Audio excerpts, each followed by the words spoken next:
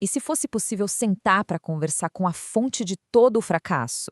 Imagina só, forçar o próprio diabo a confessar, a revelar todos os segredos que ele usa para impedir que as pessoas alcancem seus sonhos. Pois é, em 1938, Napoleão Hill afirmou ter feito exatamente isso. Hoje a gente vai mergulhar na sua obra mais controversa de todas, Mais Esperto que o Diabo, um manuscrito que foi considerado tão chocante, mas tão chocante, que ficou escondido por mais de 70 anos.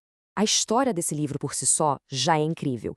Ele foi escrito em 1938, logo depois que o Rio estourou com o sucesso de Pense e Enriqueça. Só que o conteúdo foi considerado tão alarmante pela própria família dele que eles decidiram esconder. O mundo só foi ter acesso a essas palavras décadas depois, quando ele finalmente foi publicado, lá em 2011.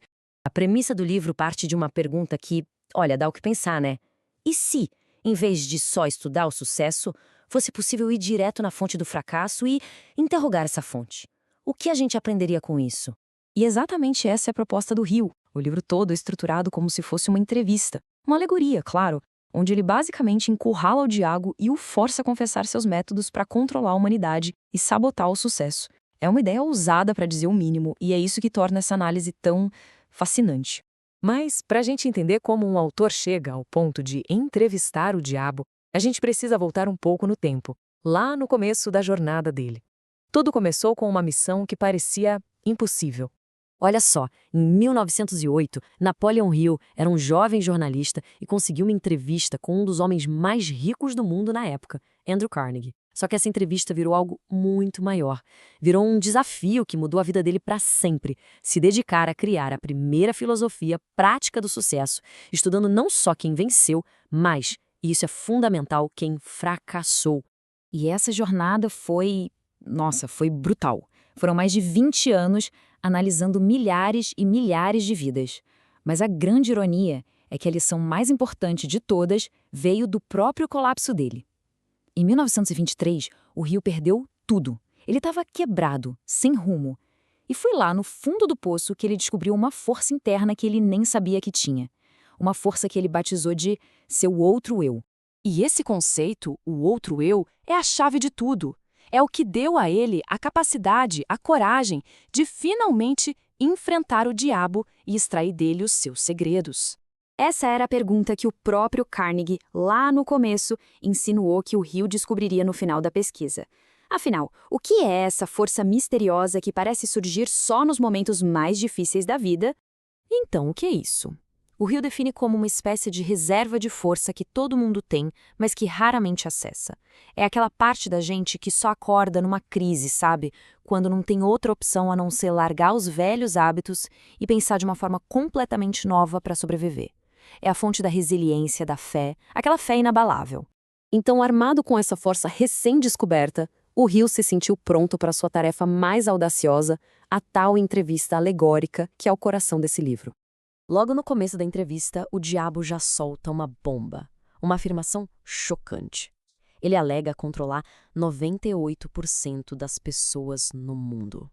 Um número assustador que o Hill usa para mostrar a dimensão do problema. Agora, o ponto mais importante é este aqui.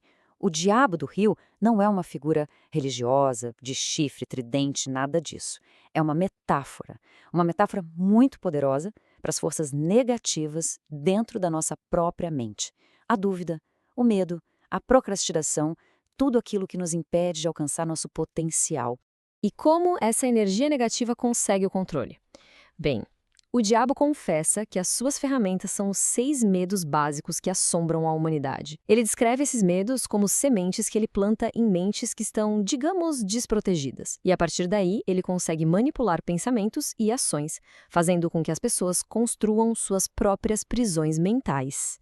E de todas essas ferramentas, o diabo revela sua arma mais eficaz. O seu método número 1 para garantir que as pessoas nunca alcancem a liberdade e o sucesso. Ele chama isso de alienação. Pensa nisso como viver no piloto automático. É aquele estado de não ter um rumo, sabe? Sem um propósito claro, permitindo que a opinião dos outros e as circunstâncias da vida ditem o caminho. Uma pessoa alienada, segundo o Hill, não pensa por si mesma, ela só reage ao que acontece. E aqui vem a parte mais polêmica da confissão do diabo. Ele afirma que esse hábito de alienação é ensinado para a gente, muitas vezes sem querer, pelas próprias instituições que deveriam nos guiar. Pais que, por amor, acabam impondo suas opiniões, escolas que, segundo ele, nos ensinam o que pensar, mas não como pensar, e líderes religiosos que, ao instilar o medo, podem acabar sufocando o pensamento independente. É uma acusação bem forte. Ok, se o problema central é a tal da alienação, qual é a solução?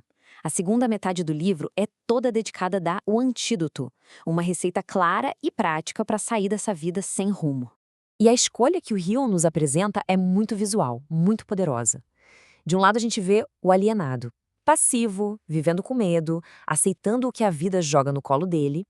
Do outro, o não alienado, ativo, de pé, com um propósito claro, moldando a própria realidade com base na fé em si mesmo. A grande questão é, qual caminho seguir? Então, como é que se faz essa transição para se tornar um não alienado? O Rio descreve como se fosse uma escalada. Começa com o primeiro passo, definir um destino, um propósito claro. O caminho é íngreme, como a gente vê, e cheio de obstáculos. Exige autodisciplina para continuar subindo, sabedoria para ver cada tropeço não como um fracasso, mas como uma lição. E, acima de tudo, a coragem de seguir o seu próprio mapa, de pensar por conta própria. Mas o Rio deixa um aviso muito importante. Descobrir o outro eu ou conhecer esses princípios não é uma pílula mágica. É um guia. O esforço, a ação, a persistência, tudo isso ainda é necessário. É um trabalho ativo, um trabalho contínuo. No final, a análise desse manuscrito perdido nos deixa com essa pergunta poderosa. A mensagem do Rio, disfarçada nessa conversa com o diabo, é um chamado radical à autorresponsabilidade. A escolha entre ser um navio à deriva, jogado pelas ondas do medo e das circunstâncias, ou ser capitão que comanda a própria alma, bem, essa escolha é somente de cada um.